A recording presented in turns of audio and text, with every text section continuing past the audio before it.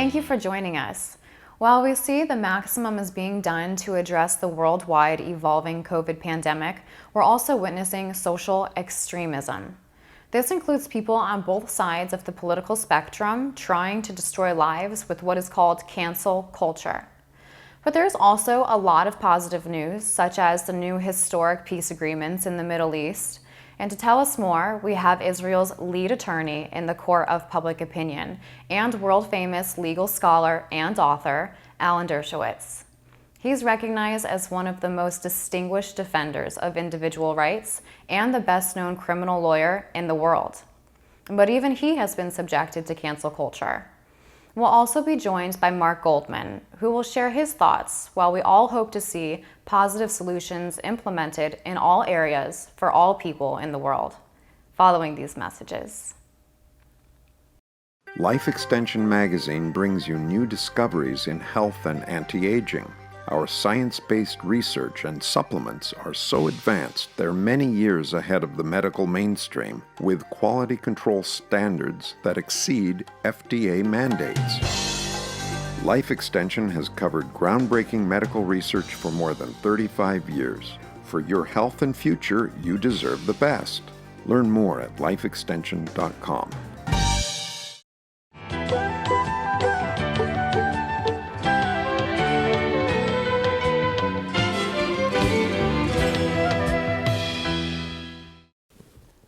Alan, good to have you with us again. And I must say, what increasingly astonishing times in history. And I think our subject for today, as discussed last week, was to talk about this new phenomena, this horrific, nightmarish cancel culture thing. Please share your thoughts on that. I mean, how dare anyone insult you of all people in this world? Please go ahead. Well, I can take it. I have thick skin. What I worry about is this. I have been canceled as the result of my work as a criminal defense lawyer, as a result of defending the Constitution on behalf of Donald Trump. I have been canceled by the library in Martha's Vineyard, by the Jewish Community Center, by the Community Center in general, by the book fair. And the message this sends to young lawyers is, don't become a criminal defense lawyer. Don't defend unpopular people. Don't do what Alan Dershowitz did. Don't do what the second president of the United States, John Adams, did when he defended the people accused of the Boston Massacre. Don't do what Thurgood Marshall did, defending people accused of murder and rape. Don't do what Ed Bennett Williams did. Don't do what so many of the other defense attorneys in our history have done. Don't become an Alan Dershowitz.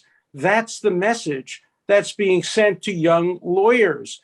I have to tell you, a young lawyer who was working with me, a law student, as my research assistant, when I agreed to defend President Trump, I voted against President Trump twice.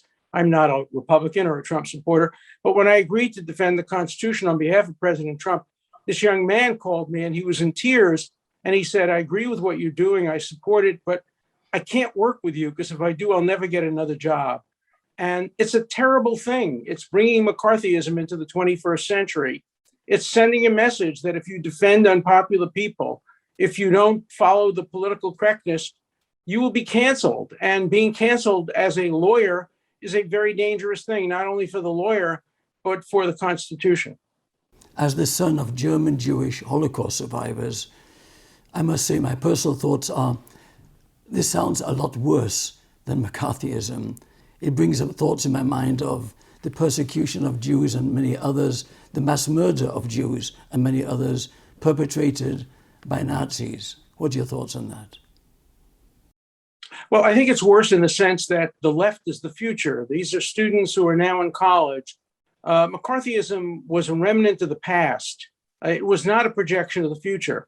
But I think young people today don't believe in the First Amendment, free speech. They don't believe in the Sixth and Seventh Amendments, the right to trial. They think they know the truth. And if they know the truth, you don't need dissent. You don't need an adversary system. And you don't need Alan Dershowitz's. What is Alan Dershowitz? He's a dinosaur. He defends free speech. He defends people, whether they're guilty or innocent. We don't need that in America. We know that if a woman accuses a man, of course the man is guilty. What do you need a trial? We know that if somebody on the left says something, it must be true. If somebody on the right says it, it must be false. That's why we don't allow people on the right to be on the social media. We only allow people on the left. We allow the Taliban, we allow Farrakhan, but we don't allow Donald Trump to be on the social media. I never watched what Donald Trump said on the social media. I'm not a Trump fan. I'm not a Trump supporter, but he surely has the right to have his views expressed more than Farrakhan, more than the Taliban, more than the Iranian mullahs. But we're seeing selective cancellation by the left of the right, and it destroys the marketplace of ideas. And so I think the American Constitution is great danger. I'm 83 years old, and I'm going to continue to fight for the First Amendment and for the Constitution as long as the good Lord gives me the strength to do it. But what I worry about is young people in their 20s now saying, what kind of a lawyer do I want to be? I used to want to be a lawyer like Alan Dershowitz. He defended people, but now look what's happened to him. Nobody wants to talk to him. Nobody wants to socialize with him. Nobody wants to hear him speak.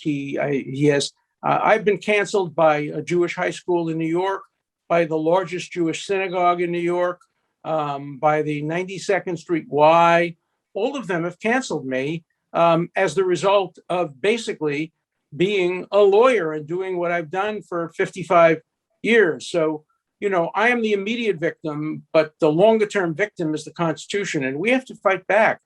We can't just roll over and allow this to be done. Well, superficiality and ignorance are actually absolutely dangerous. Well, it's a combination of ignorance, short-sightedness, and having to pick sides. In the 1920s in Europe, everybody had to pick side. You were either a fascist or a communist. There was nothing in between. The centrist parties were destroyed. That's what gave rise to Hitler and Mussolini and Franco and others. And then hopefully that stopped, and we built the center. And now the center is being destroyed by the left, largely. The left can't tolerate the center. I am the enemy of the hard left, the enemy of the progressives, not because I'm a conservative, not because I'm a liberal. I support a woman's right to choose. I support gay marriage. I support environmental concerns. I support reasonable gun control. I support the separation of church and state. I support everything on the liberal agenda. In fact, I've been promoting the liberal agenda for the last 55 years. But I am the enemy because I don't support them on abolishing free speech, which they would be happy to do, free speech for me, but not for thee, on abolishing trials and abolishing the right to have a zealous defense lawyer defend you. I'm not in favor of that. So I'm an enemy. I'm a liberal enemy of radicalism. And that's the worst kind of enemy they can have. So they've turned against me with a vengeance. As I say, I have a thick skin. My wife has been victimized by this. My family members have been victimized by this. And I don't blame a young lawyer saying, maybe I'd rather write wills. Maybe I'd rather do acquisitions and mergers. Maybe I'd rather do corporate governance. But I'm not going to defend people who are unpopular, because if I do, I will be Dershowitz. And people today don't want to be Dershowitz. So that's what is so dangerous about what's going on today.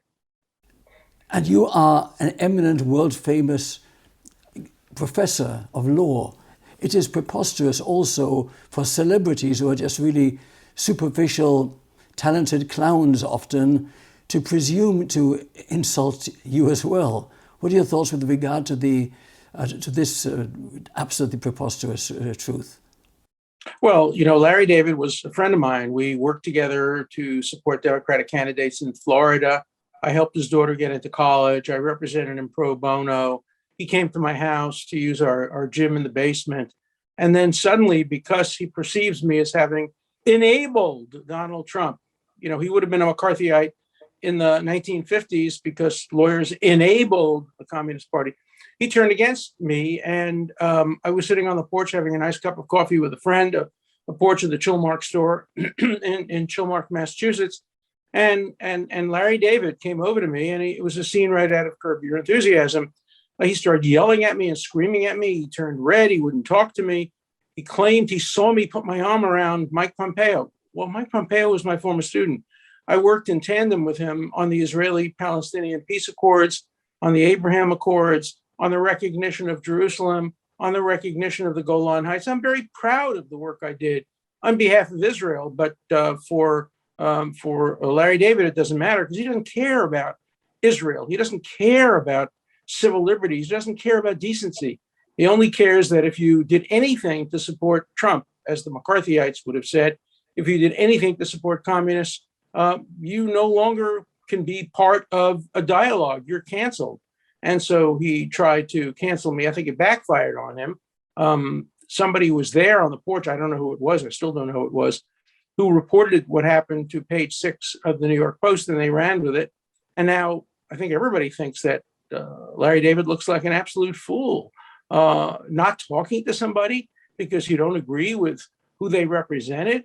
I mean, that's just the paradigm of McCarthyism. So I'm fighting back, but my wife and my family are bearing the brunt of this because I can fight back. They can't. People won't talk to my wife, Carolyn, because they claim they saw her on television laughing at a Trump joke. What happened is that both of us were invited to the White House by the Israeli government and by the United States government to see the rollout of the peace plan between Israel and the Palestinians, which I had worked on in the White House. I've worked on peace plans for every administration going back to the Clinton administration, but I worked on it for the Trump administration too. I'll work on it for anybody who want to see peace. But during the course of that event, Donald Trump told a joke, not a particularly good one, a joke. And Carolyn, they claim, laughed at the joke. And so they wouldn't talk to her. Talk about McCarthyism. She didn't even laugh at the joke. She comes from Charleston, South Carolina, and she's very polite. She smiled at the joke. And that was enough. It was just an excuse. They were going after her only because she married me and because she loves me and she supports me. She didn't even agree with me defending Donald Trump. She was on the other side. She tried to persuade me not to. But nonetheless, the sages of Martha's Vineyard, mostly uneducated and ill-informed and knee-jerk radicals on the left who don't understand anything about the Constitution, ganged up on me and got everybody to start refusing to have any interaction with me. The most important thing is it got the library and the community center to cancel my speeches, which meant hundreds of people who wanted to hear me speak were denied their right to hear me speak because a handful of people disagree with the fact that I defended the Constitution on behalf of President Trump. It's a very dangerous thing. And the most dangerous aspect of it is the message it sends to young lawyers. Young lawyers are not going to become defense lawyers if they think this is the way they're going to be treated. I think it's a greater danger than that. It's like a George Orwellian nightmare. I cannot believe that I'm actually witnessing a time in history with all of this. Where's it going, Alan? Well, it's only going in the wrong direction. It's going in the wrong direction because these are the young people who are our future. And I see our future very darkly. I see young people being intolerant of people who disagree with them, being intolerant of constitutional rights. And it is the road to fascism. It is the road to communism. It is the road to totalitarianism. And many of these young kids have totalitarian minds. Remember, the totalitarians thought they were doing the right thing. People who followed Stalin, people who followed Hitler, people who followed Mussolini, all thought they were doing it in the interest of the betterment of their country. So just because they're well motivated, it was Louis Brandeis, the great justice of the Supreme Court, who said the greatest danger is of people well-intentioned with zeal, but without understanding. And that's what the young left and that's what the Larry Davids are guilty of. They just don't get it. They don't understand. They see the world through the prism of their hatred for Donald Trump, and they see nothing else. They don't see the big picture. They just see the smallest picture. They are small people with small minds, but they have a big influence on American culture, and that's what's so scary. This self-indulgence and ignorance is absolutely horrific and dangerous. Is there any final thought you'd like to share before we end this session? Well, I extended a hand to Larry David and to the left, and I said, look, let's at least talk. Let's at least have a conversation. Tell me why you disagree with me. I'll tell you why I disagree with you. Let's continue to have the conversations. For years, I used to debate Bill Buckley, a conservative. I was a liberal. I am a liberal. And after the debate, we would go out and have a drink. You can't do that anymore today. Today, there's no talking. There's just screaming and yelling and cursing. And so, people like Larry David may end up hurting the country, may end up hurting the Democratic Party. And it's not Larry David himself, it's that he exemplifies the worst of the radical extremists. And,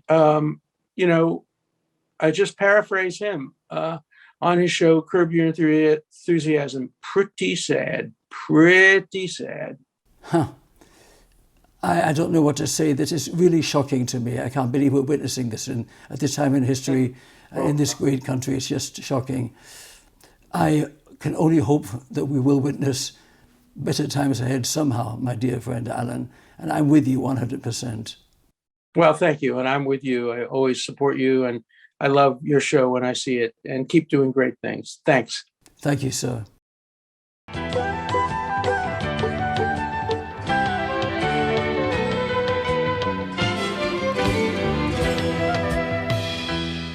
Joining us now is Marc Goldman. Marc, it's always good to have you on the show. It's my pleasure to be here, and I'm happy to be with you today, Richard. Thank you. And thank you. We have a rather unpleasant subject, actually. I just had Alan Dershowitz, our friend, on the show, and he was telling us about this additional plague in, I guess, American society, which is this cancel culture. He was describing things such as his meeting an entertainer, a comedian, a talented one, in fact, named Larry David, who is a longtime friend of his, and was upbraiding him suddenly and being really hostile to him because he disapproves of Alan's thoughts and all Alan was doing. He himself actually is a registered Democrat. He just interprets the Constitution, follows the law impartially, as defense attorneys should, whether they're defending a criminal who's done something really bad or whatever. So what are your thoughts with regard to cancel culture? I think it's an unfortunate symptom of what we could almost define as insane behavior. Because when the basic response to a conversation is, whether it's in these words or not, don't bother me with the facts because my mind is already made up, then there's no way to get to what the truth is. People can have a difference of opinion on any topic. And if both are willing or all are willing to just discuss it, sooner or later, the truth becomes clear and obvious. If there's no conversation because you just don't agree with me from the beginning, then there's really nothing to talk about, and facts don't matter, and the truth doesn't matter. And that's what they're saying. And to the extent, when you get it to these ridiculous concepts that a person can choose whether they're male or female, regardless of what they find if they open their pants and look in.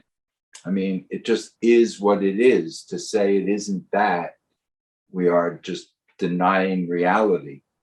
There's a wonderful quote from the author Ayn Rand, and she says, "You can evade reality, but you cannot evade the consequence of evading reality." Interesting. And I think that's well said, and it speaks to what they're saying, because you can pretend whatever you want, but ultimately the truth will come out. You can pretend there's no gravity, but better not jump off the building. Well, speaking of ignorance and the ramifications of widespread ignorance and the gullibility of masses, what are your thoughts with regard to movie stars and celebrities who are really just hardly more than talented performers, actors, musicians, and whatever? What intellectual, genuine, qualified, I stress the word qualified, right do they have to push their views, their personal views on the masses with regard to things of great importance? Is kind of absolutely preposterous. What do you think? I think it's fair to take a look and realize and recognize that these people are people who pretend to be something other than who they are for the majority of their life. That's what they do. They play roles. They do not look at truth, and they do not care what reality is. They just pretend in order to get to the audience. And so it would seem obvious to me, because everything is so fake, that no one who's willing to look at the truth could acknowledge that it's not so. And yet these people are willing to pretend something that's completely opposite of what's right in front of your eyes. But it's dangerous. If gullible Very. people admire some star or some young politician, bartender or whomever, and adjust their worldview based on what an unqualified person offers them, that is potentially really dangerous, I think. I couldn't agree more. And it's the purposeful intention of our opponents to use these people and to do that, because what they recognize fundamentally underneath it is that America is the only thing that stands between our enemies and freedom existing anywhere in the world. So they want to bring down America so that they can take over and eradicate freedom everywhere. Because all of the countries that are against us are countries who have no freedom. And that's the way they want it. And they all want to come to America. They all want to move here. And that's exactly the point, because when you really look at where the attraction is, I mean, these people should be just looking to copy the way we run things, as opposed to finding reasons to bring us down, because we have more people in this country who have done well, who have been given the opportunity despite all kinds of odds, and the level of success and the level of goodness in this country far supersedes any other country. And so we should be the example that they should be copying, not who they want to bring down so they can subjugate all the people as they've done in all their countries. Absolutely. Unfortunately, it seems in the numerous TV programs you and I have done together, things have not improved much. It seems that every show we do, there's a new issue that is rather more unpleasant than the previous one. Well, I would say that we're certainly getting further and further away from what the truth is. And when the truth may not be the most comfortable thing, but it's the most important thing to get out there. So clearly our previous administration was out front with what was going on and what they were doing about it. Where here we're getting all kinds of stories and we're seeing results, so good. Gas prices are now double, and Afghanistan is where it is, and the whole world is looking at the failure that's taken place, and we've given billions of dollars of weapons, and one thing after another. I mean, the list is becoming way too long. And then you have to ask, can America withstand this kind of assault? Who's behind it? Many people are of the opinion that if ever there was a time this world needs God's help, it is now. What do you think? I think that really gets to the essence of the battle that we're facing here, because the other side is saying there's no God, there's no truth, there's no right and wrong, and it's only their opinion, their truth that matters. So they I shouldn't say began, but they have certainly been crossing off commandments as quickly as they can. And the commandments are the beginning of what enables civilized behavior between people who would otherwise act more like in a barbaric way if they weren't instructed to act properly. So the entire platform of the left is to covet your neighbor. So all his possessions, everything else, all you do is continue to create divisiveness by saying that the rich aren't paying their fair share and all the other things that are being said about that. That is purposely intended to create division within society, just like the racial issues are purposely intended for that purpose, to weaken us from within. And the left and the actors and the others that you're speaking of are actively promoting that. All we can do is our share and hope for the best. You're so right about that, Richard, because the fact of the matter is that civilization only exists because God gave us rules to follow so that we could treat each other in a civilized way. And without that, we act like barbarians. It's always a pleasure and honor to have you on the show. It's always my pleasure to be on, and I wish you the best. And we need to do what we need to do to bring this country back to where it belongs. Yes, sir.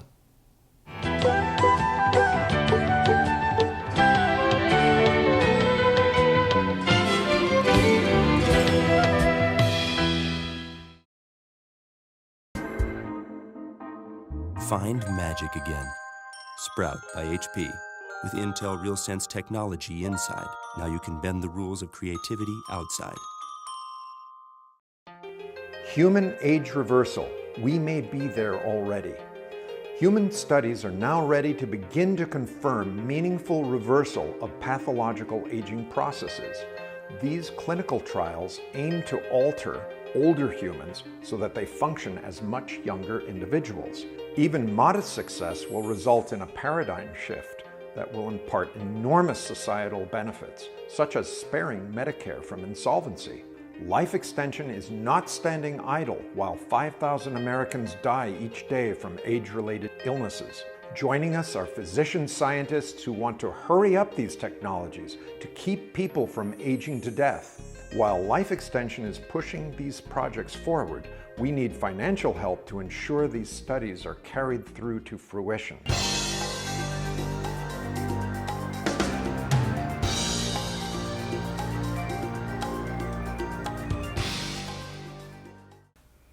This concludes our special show for today. I'm Tova Duarte, and thank you for being with us.